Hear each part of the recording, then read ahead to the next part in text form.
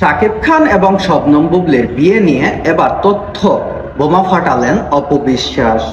এ নিয়ে জানা যায়, অপু বিশ্বাস বলেন, শাকিব খান এবং শবনম বুবলি তারা কখনোই বিয়ে করেননি। তারা বিয়ে ছাড়া সংসার এবং বাচ্চা নিয়েছেন।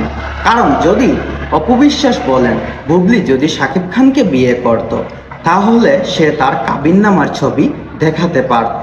এখনো পর্যন্ত বুবলি তার কাবিননামার কোনো ছবি দেখাতে পারেনি। এ নিয়ে অপু বিশ্বাস আরো বলেন, বুবলি জোর করে শাকিব খানকে তার কাছ থেকে কেড়ে নিয়েছে। কারণ বাংলাদেশের সকল নায়ক নায়িকা সবাই জানতো, এপার বাংলা ওপার বাংলা সবাই জানতো শাকিব খান বিবাহিত।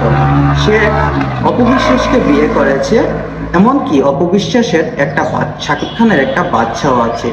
সবকিছু জানার পরও চিত্রনায়িকা বুবলি টাকার লোভে পড়ে শাকিব খানকে দেখে টাকার লোভে পড়ে সে শাকিব খানকে অপু বিশ্বাসের কাছ থেকে কেড়ে নেয়।